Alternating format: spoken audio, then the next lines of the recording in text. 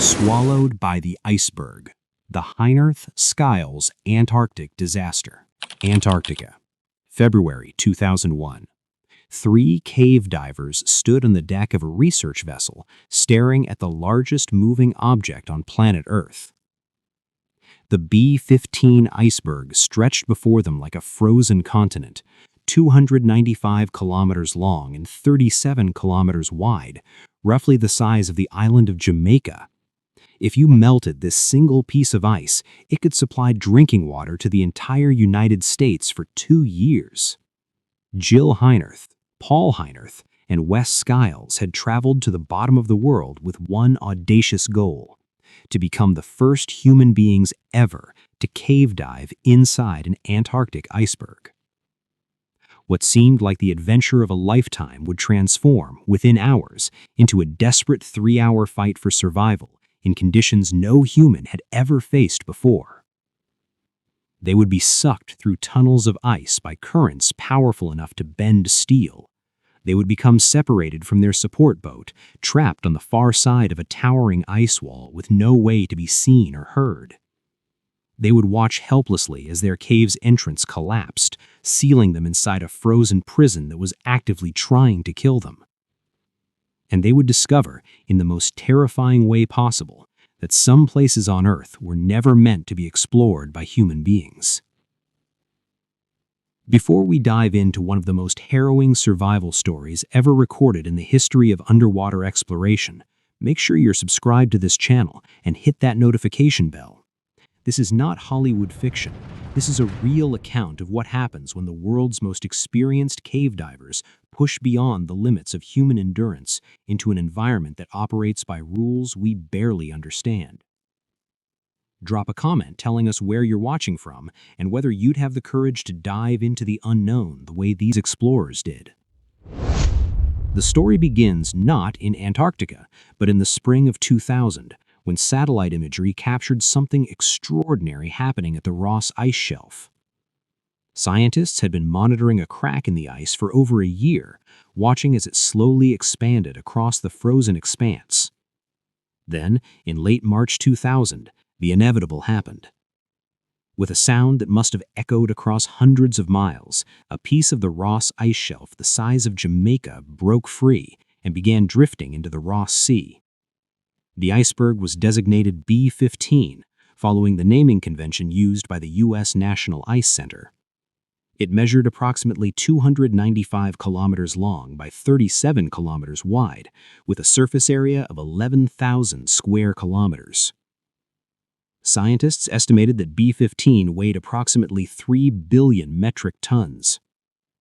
It was 250 to 400 meters thick in most places, taller than a 100-story building if you stood it on end. The calving of such a massive iceberg was considered a natural event, part of a cycle that occurs every 50 to 100 years as ice shelves grow and periodically shed their excess mass. But to Jill Heinerth and Wes Skiles, B-15 represented something else entirely. An opportunity unlike anything that had ever existed in the history of exploration. Jill Heinerth was, by 2000, already one of the world's most accomplished cave divers. Growing up in Ontario, Canada, she'd been fascinated by water from childhood. After earning a degree in visual communications design, she'd briefly run a graphic design business, but office walls couldn't contain her. At 26, she'd sold everything and moved to the Cayman Islands to pursue scuba diving full-time. By 2000, Jill had logged thousands of dives in underwater caves across the world. She'd worked with National Geographic, PBS, and the BBC, documenting underwater environments that few people would ever see. She'd become accustomed to being the only woman on diving expeditions, fighting for opportunities in a field dominated by men, proving through sheer skill and determination that she belonged in the most dangerous diving environments on Earth. Wes Skiles had been Jill's mentor and close friend since the mid-1990s. He was a legend in the cave diving community, a filmmaker and underwater cinematographer who'd produced over 100 documentaries. Wes had founded Karst Productions in 1985 and had spent decades advocating for cave divers to use their unique skills for scientific research.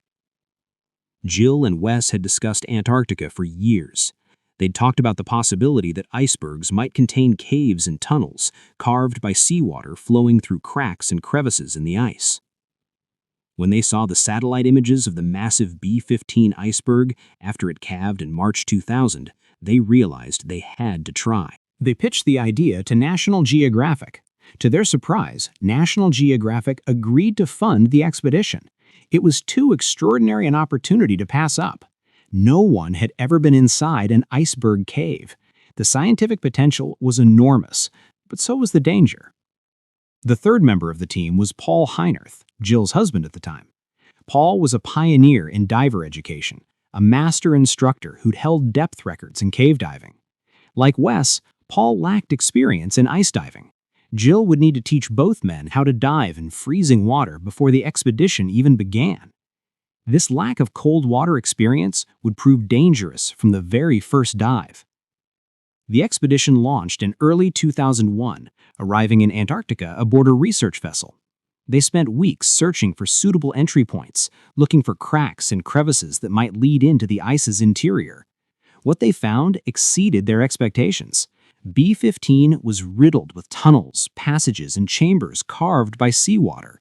Some crevices led to vast galleries where sunlight filtered through hundreds of feet of ice, creating colors that seemed impossible. Robin's egg blue, cerulean, azure, cobalt, mixed with chalk white and silvery alabaster. But beauty and danger coexisted in those frozen passages. From the very first dive, warning signs emerged. The temperature of the water was minus 1.8 degrees Celsius, just barely above the freezing point of seawater. The divers wore dry suits, specialized gear designed to keep water away from their skin. But dry suits only work if they remain intact. Any puncture means glacial water floods in, and hypothermia begins within minutes. On the very first dive, before they'd even entered a cave, Wes Skiles experienced a catastrophic equipment failure. The moment he rolled off the boat into the water, his dry suit flooded completely. Antarctic seawater poured in, surrounding his body. Wes should have gotten out immediately. In water this cold, you have perhaps 10 minutes before you lose the ability to control your hands, 15 minutes before rational thought becomes impossible. But Wes was a filmmaker first, and he'd brought a new camera system he wanted to test. He decided to shoot just 1 minute of footage. That 1 minute almost killed him. By the time Wes had filmed for 60 seconds, he was already losing motor control. His fingers wouldn't respond properly. His thinking was becoming sluggish. The team had to physically haul him back into the boat, with the first mate pulling while Jill and Paul pushed from below. Once aboard, they rushed Wes back to the main research vessel, the Braveheart, stripped him down and packed him into a bunk with sleeping bags to warm him up. He'd been in the water too long. A few more minutes and he might have lost consciousness, and in Antarctic waters, unconsciousness means death. This should have been a clear warning. The environment they were attempting to explore was unforgiving in ways that even their extensive cave diving experience hadn't prepared them for. But explorers by nature don't give up easily. After Wes recovered, they decided to proceed, this time with functioning equipment. Their early exploratory dives revealed the iceberg's interior to be even more spectacular than they had imagined. The ice walls were carved into intricate patterns, furrowed like the surface of a golf ball by the action of seawater. 300 feet of ice pressed down from above, groaning and creaking with sounds that reminded them constantly of how unstable their environment was.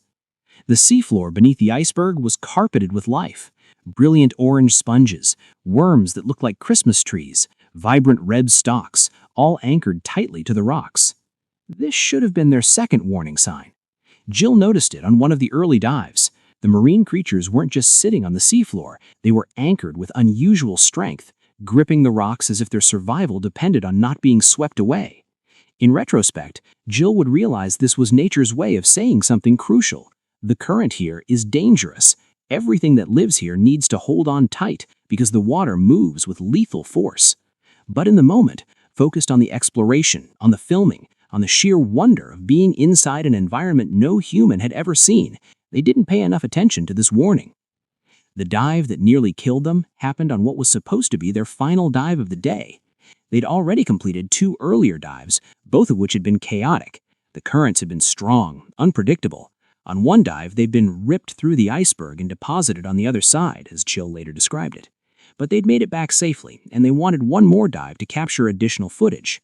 The conditions on this third dive seemed manageable at first. They descended to approximately 130 feet and entered one of the ice tunnels they'd been exploring. The passage was magnificent, a glazed archway that twisted through the ice like a frozen river. Light filtered through from above, creating an otherworldly glow. Then, without warning, everything changed. The current began to accelerate. What had been a manageable flow suddenly became a powerful river, pulling them deeper into the iceberg. Jill felt herself being sucked downward and forward simultaneously, drawn by forces far beyond her control. The marine life on the seafloor, those creatures that had anchored themselves so carefully, were bending over like palm trees in a hurricane. Jill made a decision. They needed to get out, now. She signaled to Paul and Wes to turn around, to abort the dive. But turning around in a cave, in a current, while wearing bulky diving equipment isn't a simple matter. And as they attempted to reverse course, the current only grew stronger. They fought their way toward what they thought was the exit, swimming with every ounce of strength they possessed. Jill's rebreather, the sophisticated breathing apparatus that recycled her exhaled breath and removed carbon dioxide, was working at its absolute limit. When you're swimming hard against a current, you're breathing hard, expelling massive amounts of CO2. If the rebreather can't process it fast enough, you can pass out. Jill had to tell Wes to ditch his camera. The large piece of filming equipment was creating too much drag, making it nearly impossible for him to make progress against the current. In different circumstances, losing expensive camera gear would have been devastating. Now it was survival. They finally reached what should have been the exit, but when they looked up, their hearts sank. The entrance that used to enter the cave was gone. While they'd been inside, a massive chunk of the iceberg had calved off, collapsing into the sea and completely blocking the opening. They were sealed inside. The current that had sucked them into the iceberg now prevented them from swimming out any other way. Every time they tried to ascend, the flow pushed them back into the ice tunnels. They were trapped in a three-dimensional maze of ice with water temperature that would kill them through hypothermia if they stayed in too long, and no obvious way to reach the surface. Jill felt water seeping into her left glove through a tiny puncture. The glacial Antarctic water was so cold it felt like knives on her skin. Her fingers began to go numb. She couldn't feel them anymore. She knew that frostbite was setting in, that permanent damage was occurring to her hand, but there was nothing she could do except keep swimming, keep fighting, keep trying to find a way out. Time became strange. When you think you might die, when everything is out of your control, minutes feel like hours. Jill wasn't sure if they'd been trapped for 15 minutes or half an hour. She was shaking from the cold. Her body was shutting down non-essential functions, pulling blood away from her extremities to protect her core organs. Paul and Wes were in similar condition. Their faces were exposed to the ice water, the one part of their bodies that couldn't be protected by dry suits. Could you put your face in ice water for 3 hours? Most people can't manage the ice bucket challenge for more than a few seconds. They were living it for what would eventually be 3 hours. Then Jill noticed something. Tiny fish were burrowing into the ice walls, creating small holes. If fish could create holes, she could use those holes. She began pulling herself up the ice wall hand over hand, using the fish holes as handholds, fighting against the current one painful meter at a time. But they couldn't just swim straight to the surface. Cave diving has specific decompression requirements. When you've been deep underwater, nitrogen dissolves into your blood and tissues under pressure. If you ascend too quickly, that nitrogen comes out of solution as bubbles, like opening a shaken soda can. Those bubbles can cause decompression sickness, the bends, which can cripple or kill you. Even though they were fighting for their lives, even though they were freezing to death, they had to stop during their ascent. They had to pause at specific depths and let their bodies slowly adjust to the changing pressure. These decompression stops, normally just a safety precaution, became torture. Hanging motionless in the water at 20 feet depth, with icy water pouring through Jill's glove, with their faces exposed to temperatures that would freeze exposed skin in minutes, waiting for their bodies to off-gas nitrogen while the cold tried to kill them. Jill would later say she wasn't thinking about the big picture during this ordeal. She wasn't thinking about how to escape the iceberg. She was thinking about the next step. What's the next best action towards survival? Pull myself up 1 more meter.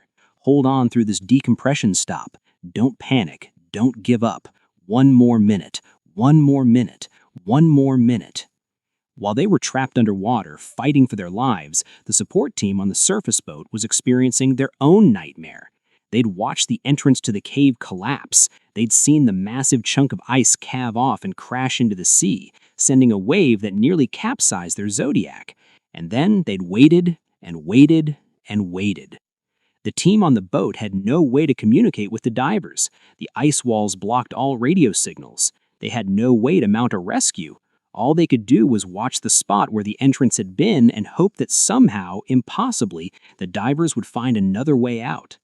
As the minutes turned into an hour, then 2 hours, then 3, the support team had to face the possibility that Jill, Paul, and Wes were dead, that they'd been killed by the collapsing ice, or drowned, or died of hypothermia, that their bodies were somewhere inside that iceberg, forever entombed in a frozen grave at the bottom of the world. But underwater, the divers were still fighting. Jill continued pulling herself up the ice wall, using every fish hole, every crack, every imperfection in the ice as a handhold. The current was so strong that if she let go for even a moment, she'd be swept back down to the depths. Paul and Wes followed behind her, each of them locked in their own private battle against the cold and the current and their body's desperate need for warmth. Then, after what felt like an eternity, Jill heard something, a sound that seemed impossible, the clanking of a chain. The current had knocked the support boat off its anchorage. As it had been swept along by the same forces that had trapped the divers, the crew had been pulling up the anchor to reset it. And in the process, as the chain was being yanked up onto the boat, the vessel had moved just enough to swing around the vertical edge of the iceberg. Jill saw it, a small glimpse of the boat's stern appearing around the towering wall of ice. She heard in the distance the sweetest sound she'd ever heard in her life, Wes's voice, faint and distorted through the water, saying, "Is that?" They'd been found. After 3 hours trapped inside the iceberg, after suffering hypothermia and frostbite, after swimming harder than any of them had ever swum in their lives, they'd made it to where the boat could see them. The team on the surface boat erupted in celebration when they spotted the divers. They'd been waiting for over 3 hours, not knowing if their friends were alive or dead. Now they saw 3 figures in the water, exhausted but alive. Getting the divers back into the boat was another challenge. They were hypothermic, barely able to move, their muscles screaming from the exertion. But somehow they managed it. As Jill was pulled aboard, shaking uncontrollably, her first words were, "The cave tried to keep us today." Later, back on the research vessel, as they warmed up and processed what had happened, Jill looked at her team and said she wanted to try again the next day. Everyone thought she was crazy. They'd just survived what should have been a fatal incident.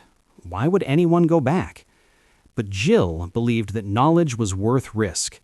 They'd learned from the first dive. They understood the currents better now. They knew more than they had the day before.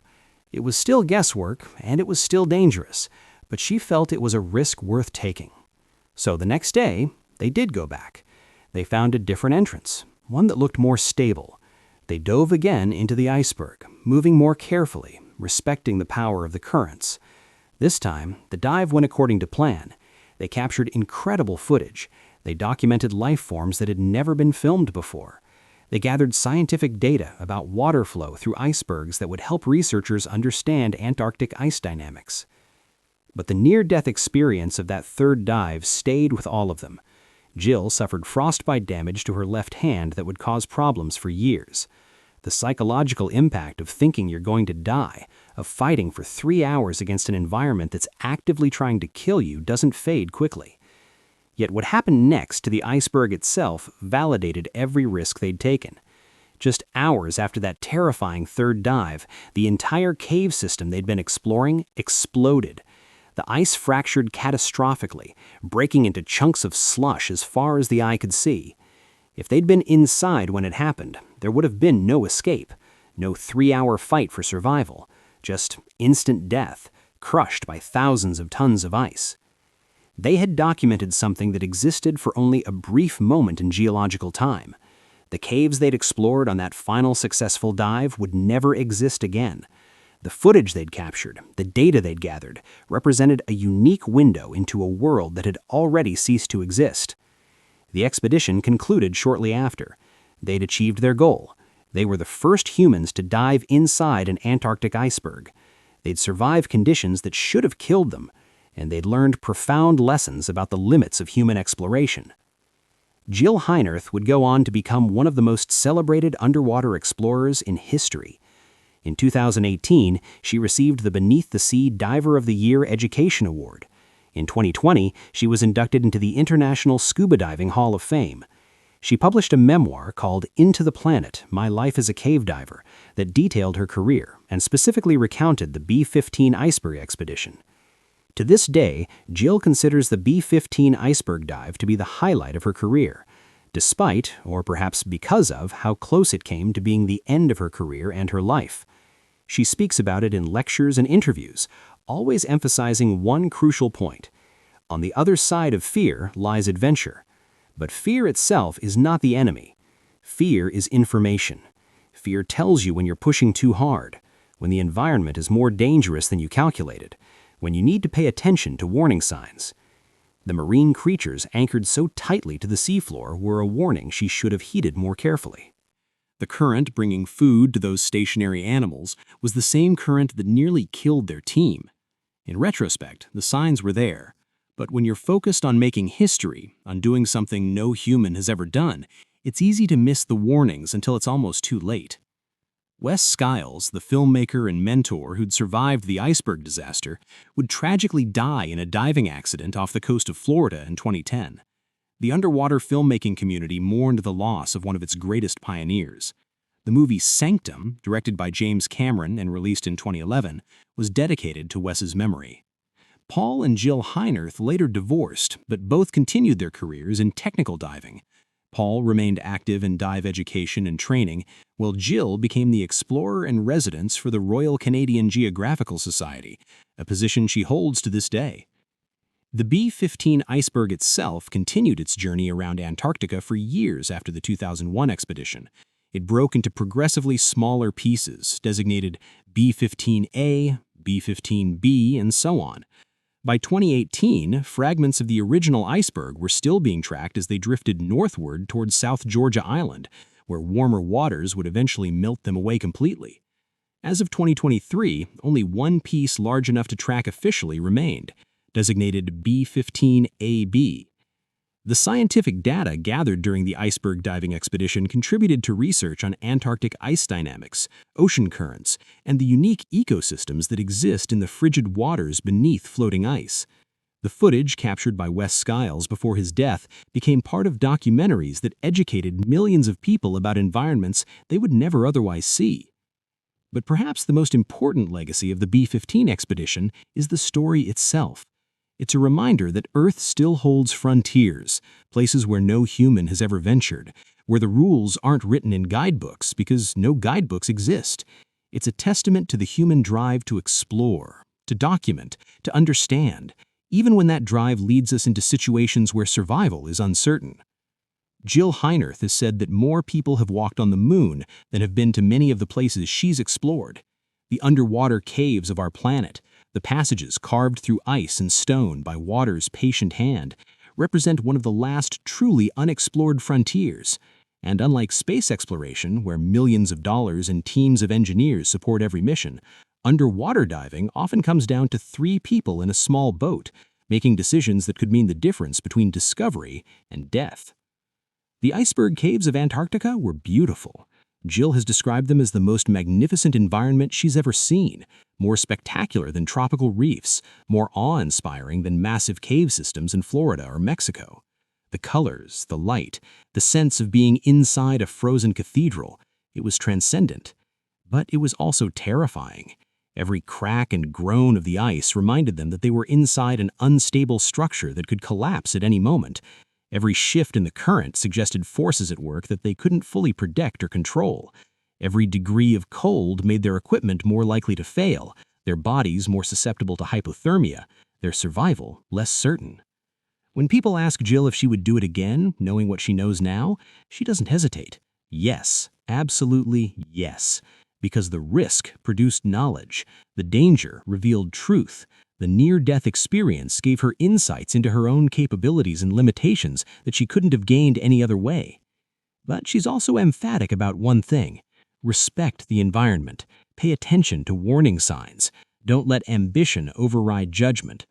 The line between adventure and disaster is thinner than most people realize, and crossing that line often happens in moments of inattention, when you're so focused on your goal that you miss the signals telling you to stop.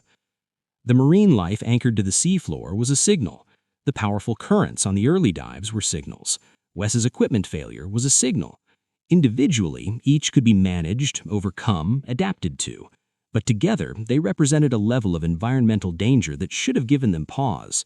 They pushed ahead anyway, and they paid for it with 3 hours of hell, with frostbite and hypothermia, with a brush against death so close that they could feel its breath on their necks.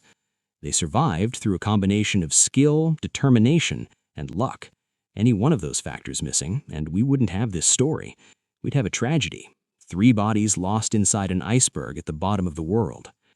Instead, we have one of the greatest survival stories in the history of exploration. We have footage of an environment that no longer exists. We have scientific data that couldn't be gathered any other way. And we have a profound reminder that the Earth still has the power to humble us, to remind us that for all our technology and training, we're still small creatures pushing against forces that dwarf our understanding. What do you think about this story? Could you have done what Jill, Paul, and Wes did, diving into an environment no human had ever entered? Would you have gone back the next day after nearly dying, or would that have been the end of your exploring career? Drop a comment below and let us know. If this incredible true story of survival against impossible odds resonated with you, make sure you're subscribed to this channel. Hit that notification bell because we're bringing you more real accounts of exploration, survival, and the moments when human beings push beyond what seems possible into the unknown. Share this video with someone who loves adventure stories, survival tales, or just needs a reminder that incredible things are still happening in the world, that there are still people willing to risk everything to expand the boundaries of human knowledge and experience. Until next time, remember that the most valuable treasures aren't always the easiest to reach. Sometimes they require going to places that terrify you, doing things that seem impossible, and surviving experiences that test every limit you thought you had. The divers who ventured inside the B-15 iceberg didn't just explore a frozen cave, they explored the outer edges of human endurance and came back with a story that will inspire explorers for generations to come.